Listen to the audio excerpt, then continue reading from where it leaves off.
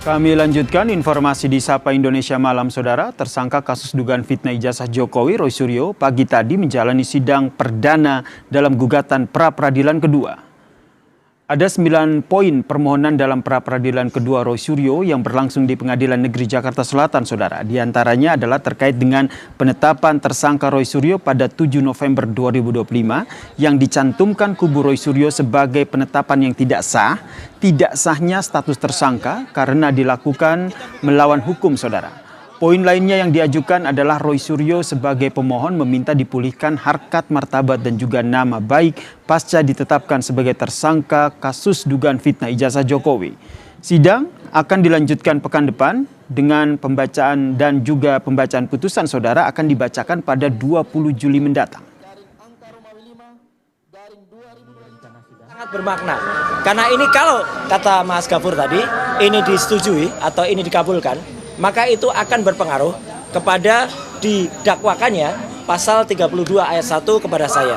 Karena alasannya tadi jelas, Pak Yasena tadi juga sudah mengatakan apa yang nanti akan diuji itu tidak berkesesuaian antara barang fisik, barang analog, dan barang digital.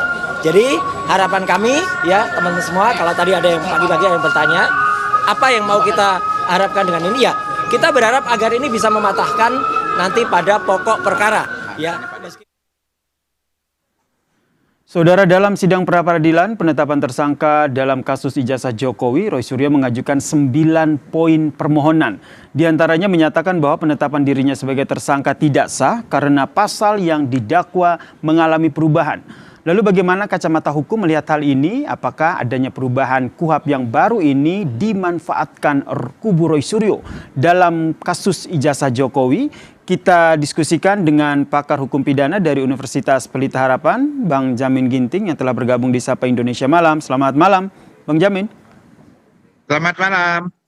Kalau kita lihat, Bang Jamin, ini kan di pra-peradilan kedua ada 9 poin petitum begitu yang diajukan oleh Roy Suryo. Analisa Anda dari 9 poin ini seperti apa? Ya, tentu pertama ini adalah pra-peradilan terkait dengan penetapan tersangka. Itu yang paling inti ya. Dan juga terkait dengan adanya penangkapan dan penyidikan itu sudah dilakukan sebelumnya.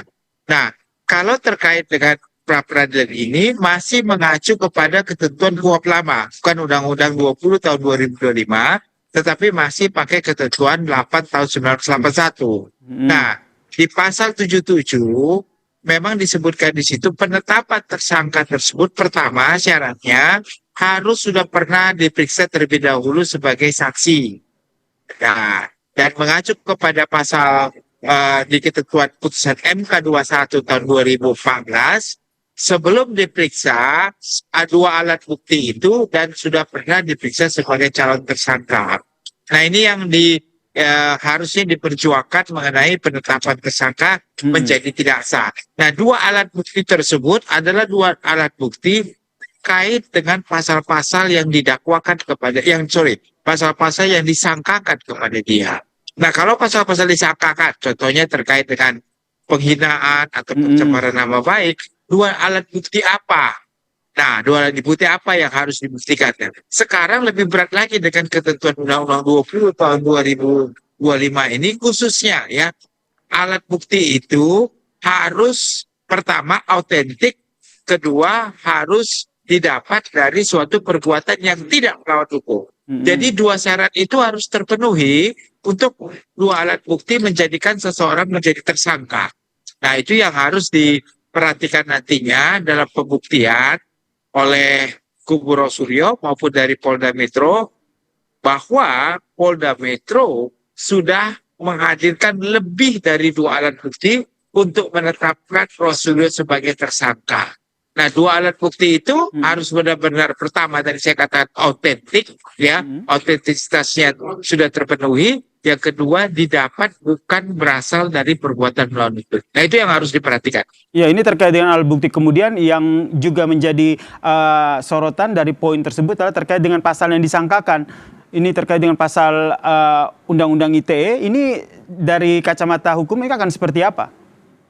Ya, kalau terkait dengan Undang-Undang ITE, karena masih mengacu kepada ketentuan lama, segala alat bukti, pertama tadi kan harus ada otentik, harus ada ahli forensik, ya, terkait forensik media atau multimedia yang bisa menilai apakah benar cetakan ataupun benar video, apakah benar itu semua dari data yang memang berasal dari originalitas dari data yang aslinya atau hanya rekayasa.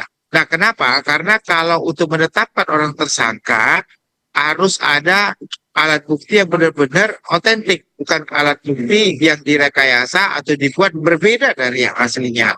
Nah, jadi ini menjadi landasan yang penting nantinya bagi Polda Metro untuk bisa membuktikan. Nah, untuk penetapan tersangka ini harus didasarkan kepada bukti yang didapat sebelum tersangka tersebut ditetapkan, bukan bukti yang setelah ditetapkan tersangka. Jadi semua bukti yang setelah penetapan tersangka itu sudah nggak bisa lagi digunakan. Harus bukti yang sebelum ditetapkan tersangka. Jadi kalau ternyata kurang cukup alat bukti untuk menentukan dua alat bukti menetapkan tersangka, maka dia nggak bisa dijadikan dasar. Penetapan tersangkanya bisa-bisa dinyatakan tidak sah begitu. Sehingga ini yang menjadi beberapa poin yang diajukan dalam pra-peradilan kubu Roy Suryo ya, Bang Jamin ya. Lalu kalau kita juga menurut Anda bagaimana dengan asas legalitas dan juga asas retroaktif atau keberlakuan surut dalam membaca kasus ini? Ya, sekali lagi ini beda dengan pasal yang didakwakan. Kalau pasal yang didakwakan kita menganut azas lex favorio. Artinya pasal yang digunakan adalah pasal yang paling meringankan. Nah gitu ya, kalau terkait hukum pidana materialnya ya. Jadi kalau ada perubahan dari undang-undang yang lama ke undang-undang sekarang nomor 1 tahun 2023, KUHP baru, maka yang paling menguntungkan dia mana? Begitu. Tetapi kalau dengan hukum acara yang digunakan, karena hukum acara waktu ditetapkan tersangka itu sebelum 2 Januari 2026, maka ketentuan yang berlaku batu ujinya adalah batu uji KUHP yang lama, yaitu Undang-Undang Nomor 8 1981. Nah, kalau kita lihat juga di dalam pengajuan yang diajukan oleh Roy Suryo ini kan juga mereka juga menyoroti terkait dengan pasal Undang-Undang ITE di mana ada revisi begitu. Kalau menurut kacamata hukum itu apakah dengan adanya revisi pasal di Undang-Undang ITE ini bisa secara otomatis begitu membatalkan status tersangka? Ya, jadi begini, karena ada revisi ketentuan-ketentuan undang-undang yang ada, maka ketentuan tadi saya katakan lex favorio. Lex favorio itu apa artinya?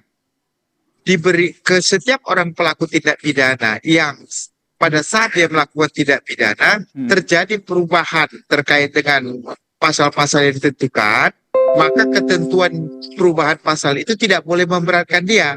Harus diterapkan yang paling meringankan. Kalimatnya meringankan saja, yang paling menguntungkan. Maksud menguntungkan itu apa?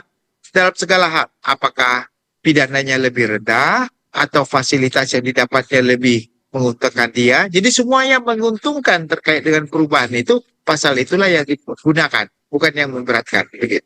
Oke, baik. Terima kasih Pakar Hukum Pidana dari Universitas Pelita Harapan, Bang Jamin Ginting telah memberikan perspektifnya terkait dengan